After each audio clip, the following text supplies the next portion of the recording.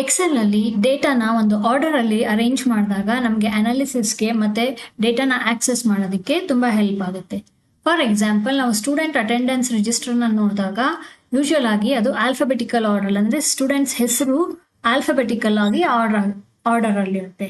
ಅದೇ ಮಾರ್ಕ್ಸ್ ಲಿಸ್ಟ್ನ ನೋಡಿದಾಗ highest to lowest ಅಥವಾ ಲೋಯೆಸ್ಟ್ ಟು ಹೈಯೆಸ್ಟ್ ಆರ್ಡರ್ ಆಗಿರುತ್ತೆ. ಅದೇ ಥರ ನಾನಿಲ್ಲಿ ಒಂದು ಎಕ್ಸಾಂಪಲ್ಗೆ ಎಂಪ್ಲಾಯಿ ಡೀಟೇಲ್ಸ್ ತೊಗೊಂಡಿದ್ದೀನಿ. ಇದರಲ್ಲಿ employee I D, first name, last name, higher date, department, gender, salary ಈ ಕಾಲಮ್ಸ್ ಇದೆ. ಇದನ್ನು ನಾವು ಯಾವ್ಯಾವ ರೀತಿ ಆರ್ಡರ್ ಮಾಡ್ಬೋದು ಅಂತ ನೋಡೋಣ. ಅದಕ್ಕೆ ಯೂಸ್ ಮಾಡುವಂಥ ಟೆಕ್ನಿಕ್ ಸಾರ್ಟಿಂಗ್.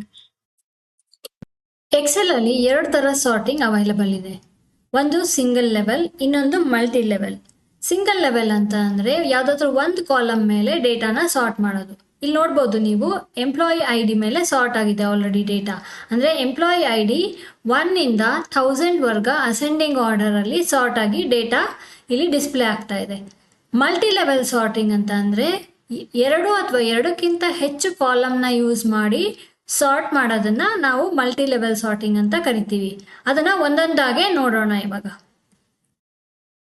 ಎಕ್ಸೆಲಲ್ಲಿ ಯಾವ್ಯಾವ ಥರ ಡೇಟಾನ ಹೇಗೆ ಸಾರ್ಟ್ ಮಾಡ್ಬೋದು ಅಂತ ನೋಡೋಣ. ಮೊದಲನೇದಾಗಿ ಟೆಕ್ಸ್ಟ್ ಡೇಟಾ. ಇಲ್ಲಿ ನಾನು ಕೆಲವೊಂದು ಲ್ಯಾಂಗ್ವೇಜಸ್ನ ಎಂಟ್ರಿ ಮಾಡ್ಕೊಂಡಿದ್ದೀನಿ.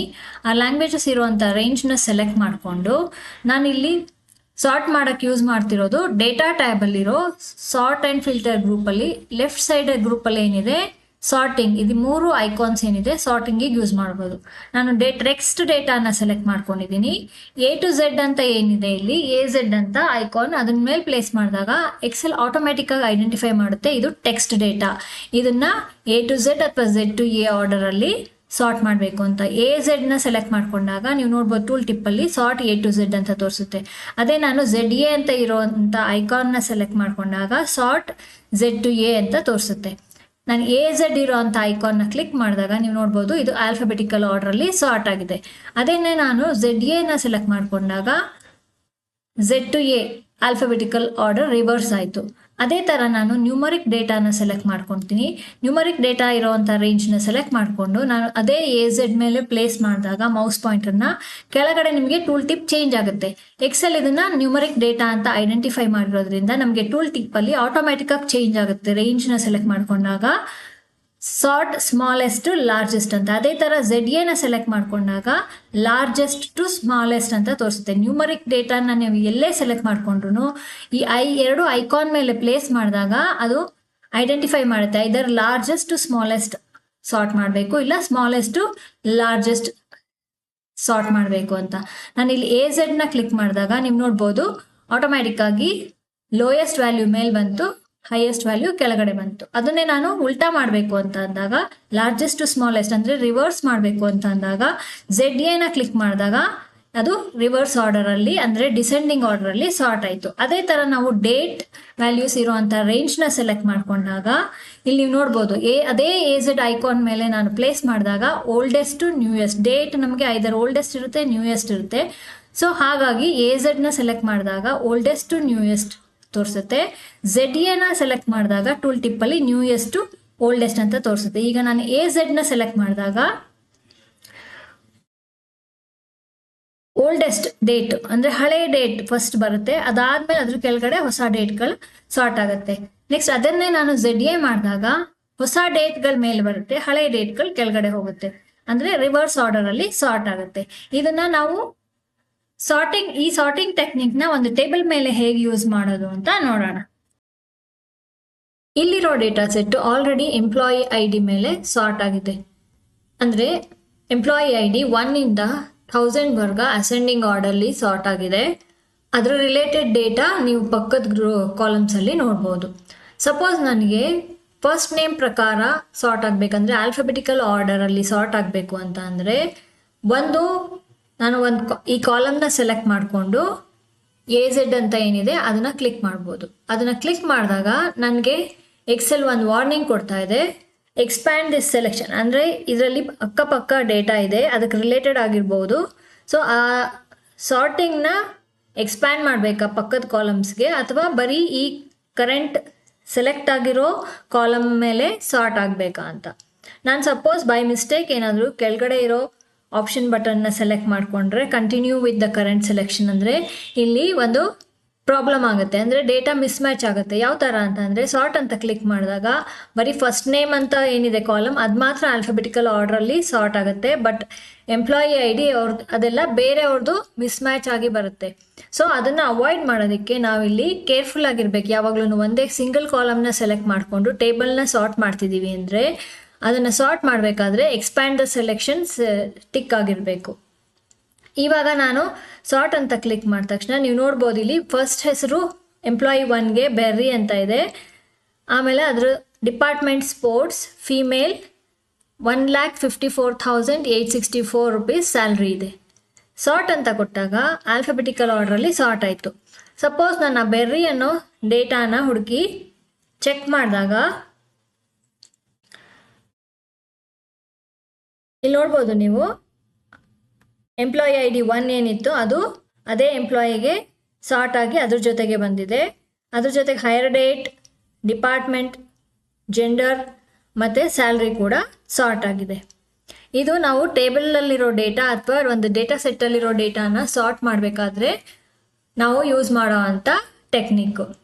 ಅದೇ ನನಗೆ ಮಲ್ಟಿಪಲ್ ಲೆವೆಲ್ ಸಾರ್ಟಿಂಗ್ ಆಗಬೇಕು ಅಂತ ಅಂದರೆ ಸಪೋಸ್ ನನಗೆ ಜೆಂಡರ್ ವೈಸ್ ಅಥವಾ ಡಿಪಾರ್ಟ್ಮೆಂಟ್ ವೈಸ್ ಸಾರ್ಟ್ ಆಗಬೇಕು ಅಂತ ಅಂದಾಗ ನಾನು ಇಡೀ ಡೇಟಾ ಸೆಟ್ನ ಸೆಲೆಕ್ಟ್ ಮಾಡಿಕೊಂಡು ಇಲ್ಲಿ ಸಾರ್ಟ್ ಅಂತ ಏನಿದೆ ಈ ಬಟನ್ನ ಕ್ಲಿಕ್ ಮಾಡಿದಾಗ ನಮಗೊಂದು ಡೈಲಾಗ್ ಬಾಕ್ಸ್ ಬರುತ್ತೆ. ಇದರಲ್ಲಿ ನನಗೆ sort by first name already ನಾನು ಸಾರ್ಟ್ ಮಾಡಿರೋದ್ರಿಂದ ಸಾರ್ಟ್ ಬೈ ಫಸ್ಟ್ ನೇಮ್ ಅಂತ ತೋರಿಸ್ತಾ ಇದೆ. ಸಪೋಸ್ ನನಗೆ ಈ ಫಸ್ಟ್ ನೇಮಲ್ಲಿ ಸಾರ್ಟ್ ಆಗಿರೋದು ಬೇಡ ಅಂತ ಅಂದಾಗ ಇದನ್ನು ಸೆಲೆಕ್ಟ್ ಮಾಡಿಕೊಂಡು ಡಿಲೀಟ್ ಲೆವೆಲ್ ಅಂತ ಕ್ಲಿಕ್ ಮಾಡ್ಬೋದು. ಆ್ಯಡ್ ಲೆವೆಲ್ ಅಂತ ಬಟನ್ ಕ್ಲಿಕ್ ಮಾಡಿ ಇಲ್ಲಿ ನಾನು ಬೇರೆ ಕಾಲಮ್ ನೇಮ್ನ ಸೆಲೆಕ್ಟ್ ಮಾಡ್ಕೋಬೋದು. ಸಪೋಸ್ ನನಗೆ ಡಿಪಾರ್ಟ್ಮೆಂಟ್ ವೈಸ್ ಸಾರ್ಟ್ ಆಗಬೇಕು ಅಂತ ಅಂದರೆ ಡೌನ್ ಆ್ಯರೋನ ಕ್ಲಿಕ್ ಮಾಡಿ ಡಿಪಾರ್ಟ್ಮೆಂಟ್ನ ಸೆಲೆಕ್ಟ್ ಮಾಡ್ಕೋಬೇಕು. Cell values sort on cell values ಇಲ್ಲೂ ಡೌನ್ ಆ್ಯರೋನ ಕ್ಲಿಕ್ ಮಾಡಿದಾಗ ಒಂದು sort on cell values by default ಇರುತ್ತೆ. ಅಂದರೆ ಸೆಲ್ಲಲ್ಲಿ ಏನು ಡೇಟಾ ಇದೆ ಅದರ ಪ್ರಕಾರ ಸಾರ್ಟ್ ಆಗಬೇಕು ಅಂತ. ಇಲ್ಲ ಅಂದರೆ ಸೆಲ್ ಕಲರ್ ನಾವು ಬ್ಯಾಕ್ಗ್ರೌಂಡ್ ಕಲರ್ನ ಏನು ಚೇಂಜ್ ಮಾಡಿರ್ತೀವಿ ಸೆಲ್ಸಲ್ಲಿ ಅದ್ರ ಪ್ರಕಾರನೂ ನಾವು ಸಾರ್ಟ್ ಮಾಡ್ಬೋದು. ಫಾಂಟ್ ಕಲರ್ ಅಂದರೆ ನಾವು ಕೆಲವೊಂದಕ್ಕೆ ಫಾಂಟ್ ಕಲರ್ ಚೇಂಜ್ ಮಾಡಿದಾಗ ಅದ್ರ ಪ್ರಕಾರನೂ ನಾವು ಸಾರ್ಟ್ ಮಾಡ್ಬೋದು. ಇನ್ನೊಂದು ಕಂಡೀಷ್ನಲ್ ಫಾರ್ಮ್ಯಾಟಿಂಗ್ ಐಕಾನ್ ನಮಗೆ ಯಾವ ಥರ ಬೇಕು ಅದನ್ನು ನಾವೇ ಕಂಡೀಷ್ನಲ್ ಫಾರ್ಮ್ಯಾಟಿಂಗ್ ಹಾಕಿ ಸಾರ್ಟ್ ಮಾಡ್ಬೋದು. ಸದ್ಯಕ್ಕೆ ಈಗ ಮೇಯ್ನ್ ಇಂಪಾರ್ಟೆಂಟ್ ಬೇಸಿಕ್ ಲೆವೆಲಲ್ಲಿ ತಿಳ್ಕೊಬೇಕಾಗಿರೋದು ಬೈ ಡಿಫಾಲ್ಟ್ ಸೆಲ್ ವ್ಯಾಲ್ಯೂಸ್ನ ಸೆಲೆಕ್ಟ್ ಆಗಿರಬೇಕು. ಆರ್ಡರ್ ಇಲ್ಲಿ ನಾನು A to Z ಆದರೂ ಸೆಲೆಕ್ಟ್ ಮಾಡ್ಕೋಬೋದು, Z to A ಆದರೂ ಸೆಲೆಕ್ಟ್ ಮಾಡ್ಕೋಬೋದು. ಅಥವಾ ಕಸ್ಟಮ್ ಲಿಸ್ಟ್ ಅಂದರೆ ಇದನ್ನು ಮುಂದೆ ನಾನು ಎಕ್ಸ್ಪ್ಲೈನ್ ಮಾಡ್ತೀನಿ. ಬೇಸಿಕ್ ಲೆವೆಲ್ ಅವ್ರಿಗೆ A to Z, Z to A ತಿಳ್ಕೊಂಡಿದ್ರೆ ಸಾಕು. A to Z ಅಂತ ಸೆಲೆಕ್ಟ್ ಮಾಡಿಕೊಂಡು ಓಕೆ ಕ್ಲಿಕ್ ಮಾಡಿದಾಗ ನೀವು ನೋಡ್ಬೋದು ಡಿಪಾರ್ಟ್ಮೆಂಟ್ ಏನಿದೆ ಆಲ್ಫಾಬೆಟಿಕಲ್ ಆರ್ಡ್ರಲ್ಲಿ ಸಾರ್ಟ್ ಆಯಿತು. ಅಂದರೆ ಎಯಿಂದ ಶುರುವಾಗೋದು ಆಟೋಮೋಟಿವ್ ಅನ್ನೋ ಡಿಪಾರ್ಟ್ಮೆಂಟ್ ಮೊದಲು ಬಂತು. ಅದಾದಮೇಲೆ ಕೆಳಗಡೆ ಸ್ಕ್ರೋಲ್ ಮಾಡಿದಾಗ ನೀವು ನೋಡ್ಬೋದು ಬಿಯಿಂದ ಬರೋ ಡಿಪಾರ್ಟ್ಮೆಂಟ್ದೆಲ್ಲ ಡೇಟಾ ಬಂದಿದೆ.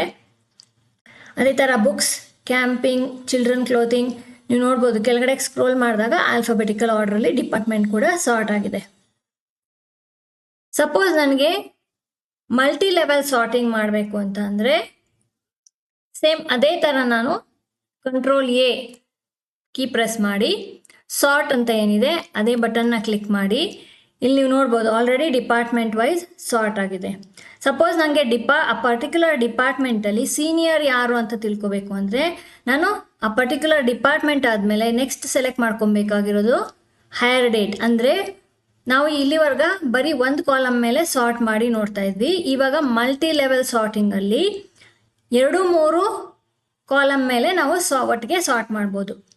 ಫಸ್ಟ್ ಲೆವೆಲ್ ಇಲ್ಲಿ ಆ್ಯಡ್ ಆಗಿರೋದು ಡಿಪಾರ್ಟ್ಮೆಂಟ್ ಅಂದರೆ ಡಿಪಾರ್ಟ್ಮೆಂಟ್ ವೈಸ್ ಎಯಿಂದ ಝೆಡ್ವರೆಗೆ ಸಾರ್ಟ್ ಆಗಿದೆ ಡೇಟಾ. ಅದೇ ಥರ ನಾನು ಇನ್ನೊಂದು ಲೆವೆಲ್ ಆ್ಯಡ್ ಮಾಡಿ ಆ್ಯಡ್ ಲೆವೆಲ್ ಅಂತ ಕ್ಲಿಕ್ ಮಾಡಿದಾಗ ನನಗೆ ಇನ್ನೊಂದು ಲೆವೆಲ್ ಆ್ಯಡ್ ಆಗುತ್ತೆ. ಅಲ್ಲಿ ಪಕ್ಕದಲ್ಲಿ ಫಸ್ಟ್ ಸಾರ್ಟ್ ಆಗಿರೋದು department wise, then by department wise ಆದಮೇಲೆ ಅದೇ ಡಿಪಾರ್ಟ್ಮೆಂಟಲ್ಲಿ ಯಾವ ಫೀಲ್ಡ್ ಮೇಲೆ ನಾವು ಸಾರ್ಟ್ ಮಾಡಬೇಕು ಅಂತ ಇಲ್ಲಿ ಸೆಲೆಕ್ಟ್ ಮಾಡ್ಬೋದು. ಇಲ್ಲೂ ಡೌನ್ ಆರೋ ಕ್ಲಿಕ್ ಮಾಡಿ ಸಪೋಸ್ ನನಗೆ ಹೈಯರ್ ಡೇಟ್ ಅಂದರೆ ಸೀನಿಯರ್ ಯಾರು ಆಟೋಮೋಟಿವ್ ಡಿಪಾರ್ಟ್ಮೆಂಟಲ್ಲಿ, ಬ್ಯೂಟಿ ಡಿಪಾರ್ಟ್ಮೆಂಟಲ್ಲಿ, ಬುಕ್ಸ್ ಡಿಪಾರ್ಟ್ಮೆಂಟಲ್ಲಿ ಅಂತ ಡಿಪಾರ್ಟ್ಮೆಂಟ್ ವೈಸ್ ಸೀನಿಯಾರಿಟಿನ ಚೆಕ್ ಮಾಡಬೇಕು ಅಂತಂದರೆ ನಾನಿಲ್ಲಿ ಹೈಯರ್ ಡೇಟ್ನ ಸೆಲೆಕ್ಟ್ ಮಾಡ್ಕೋತೀನಿ. ಅವರು ಹೈಯರ್ ಆಗಿರೋವಂಥ ಡೇಟ್ ಅಂದರೆ ಅವರ ಅಪಾಯಿಂಟ್ಮೆಂಟ್ ಆಗಿರೋವಂಥ ಡೇಟು. ಇಲ್ಲೂ ಕೂಡ ಸೆಲ್ ವ್ಯಾಲ್ಯೂಸ್ನ ರಿಟೈನ್ ಮಾಡ್ತೀನಿ. ಓಲ್ಡೆಸ್ಟ್ ಟು ನ್ಯೂಯೆಸ್ಟ್ ಅಂದರೆ ಸೀನಿಯರಿಂದ ಜೂನಿಯರ್ವರೆಗೆ ನಾನು ಇಲ್ಲಿ ಸೆಲೆಕ್ಟ್ ಮಾಡ್ಕೊಂಡಿದ್ದೀನಿ ಬೈ ಡಿಫಾಲ್ಟ್. ಇಲ್ಲ ನ್ಯೂಯೆಸ್ಟ್ ಟು ಓಲ್ಡೆಸ್ಟ್ ಅಂತಲೂ ಸೆಲೆಕ್ಟ್ ಮಾಡ್ಬೋದು. ಅಂದರೆ ಫಸ್ಟ್ ರೀಸೆಂಟಾಗಿ ಅಪಾಯಿಂಟ್ ಆಗಿರೋರ್ದು ಫಸ್ಟ್ ಬರುತ್ತೆ, ಅದಾದಮೇಲೆ ಸೀನಿಯರ್ಸ್ದು ಕೆಳಗಡೆ ಬರುತ್ತೆ. ಸೊ ನನಗಿಲ್ಲಿ ಸೀನಿಯರ್ಸ್ದು ಮೇಲ್ ಬೇಕಾಗಿರೋದ್ರಿಂದ ಓಲ್ಡೆಸ್ಟ್ ಟು ನ್ಯೂಯೆಸ್ಟ್ ಡೇಟ್ಸಲ್ಲಿ ಏನಿದೆ ಓಲ್ಡೆಸ್ಟ್ ಟು ನ್ಯೂಯೆಸ್ಟ್ ಅದನ್ನು ಸೆಲೆಕ್ಟ್ ಮಾಡ್ಕೊಂಡಿದ್ದೀನಿ. ಓಕೆ ಕ್ಲಿಕ್ ಮಾಡಿದ ತಕ್ಷಣ ನೀವು ಇಲ್ಲಿ ನೋಡ್ಬೋದು ಆಟೋಮೋಟಿವ್ ಡಿಪಾರ್ಟ್ಮೆಂಟ್ ಫಸ್ಟ್ ಡಿಪಾರ್ಟ್ಮೆಂಟ್ ಏನಿದೆ ಆಟೋಮೋಟಿವ್ ಅದು ಹಾಗೆ ಇದೆ. ಆಟೋಮೋಟಿವಲ್ಲಿ ಇಲ್ಲಿ ಏನಾಗಿದೆ ಅಂತಂದರೆ ಸೀನಿಯರ್ ಮೋಸ್ಟ್ ಎಂಪ್ಲಾಯಿ ಯಾರಿದ್ದಾರೆ ಅವ್ರದ್ದು ಫಸ್ಟ್ ಬಂತು ಡೇಟಾ. ಅದಾದಮೇಲೆ ನೆಕ್ಸ್ಟ್ ಯಾರು ಅಪಾಯಿಂಟ್ ಆಗಿದ್ದಾರೆ ಅದು ನೀವು ಚೆಕ್ ಮಾಡ್ಬೋದು ಇಲ್ಲಿ 19/4/2003, 26/4/2003, ಆಮೇಲೆ ಮೇ, ಜೂನ್, ಆಗಸ್ಟ್, ಅದಾದಮೇಲೆ ನೆಕ್ಸ್ಟ್ ಇಯರ್, ಈ ಥರ ನಮಗೆ ಡೇಟಾ ಸಾರ್ಟ್ ಮಾಡ್ಬೋದು. ಅದೇ ಥರ ನನಗೆ ಡಿಪಾರ್ಟ್ಮೆಂಟ್ ವೈಸ್ ಸ್ಯಾಲ್ರಿಲಿ ಹೈಯೆಸ್ಟ್ ಸ್ಯಾಲ್ರಿ ಯಾರು ತೊಗೋತಿದ್ದಾರೆ, ಲೋಯೆಸ್ಟ್ ಸ್ಯಾಲ್ರಿ ಯಾರು ತೊಗೋತಿದ್ದಾರೆ ಅಂತ ಬೇಕು ಅಂದಾಗ ಸೇಮ್ ಅದೇ ಪ್ರೊಸೆಸ್ನ ಕಂಟಿನ್ಯೂ ಮಾಡಬೇಕು. ಕಂಟ್ರೋಲ್ಗೆ ಕೀ ಪ್ರೆಸ್ ಮಾಡಿ ಸಾರ್ಟ್ ಬಟನ್ನ ಕ್ಲಿಕ್ ಮಾಡಿದಾಗ ನಮ್ಗೆ ಅದೇ ಡೈಲಾಗ್ ಬಾಕ್ಸ್ ಬರುತ್ತೆ. ನನಗೆ ಇಲ್ಲಿ ಹೈಯರ್ ಡೇಟ್ ಬೇಡ ಅಂದಾಗ ಆ ಪರ್ಟಿಕ್ಯುಲರ್ ಲೆವೆಲ್ ಏನಿದೆ ಅದನ್ನು ಸೆಲೆಕ್ಟ್ ಮಾಡಿಕೊಂಡು ಇಲ್ಲಿ ಡಿಲೀಟ್ ಬಟನ್ ಪ್ರೆಸ್ ಮಾಡಿದಾಗ ನಮಗೆ ಆ ಲೆವೆಲ್ ಡಿಲೀಟ್ ಆಗುತ್ತೆ. ಮತ್ತು ಆ್ಯಡ್ ಲೆವೆಲ್ ಅಂತ ಹಾಕ್ಬಿಟ್ಟು ನನಗೆ ಡಿಪಾರ್ಟ್ಮೆಂಟ್ ವೈಸೇ ಸಾರ್ಟ್ ಆಗಿರಬೇಕು.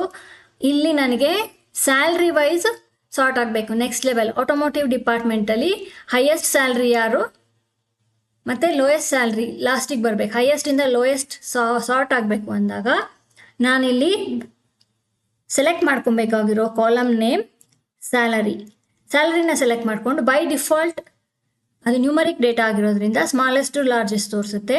ನಾನು ಇಲ್ಲೂ ಡೌನ್ ಆ್ಯರೋನ ಕ್ಲಿಕ್ ಮಾಡಿ ಲಾರ್ಜೆಸ್ಟ್ ಟು ಸ್ಮಾಲೆಸ್ಟ್ ಅಂತ ಸೆಲೆಕ್ಟ್ ಮಾಡಿಕೊಂಡು ಓಕೆ ಕ್ಲಿಕ್ ಮಾಡಿದಾಗ ನೀವು ನೋಡ್ಬೋದು ಆಟೋಮೋಟಿವ್ ಡಿಪಾರ್ಟ್ಮೆಂಟ್ದು ಹೈಯೆಸ್ಟ್ ಸ್ಯಾಲ್ರಿ ಏನಿದೆ ಆ ಎಂಪ್ಲಾಯಿದು ಟಾಪಲ್ಲಿ ಬರುತ್ತೆ.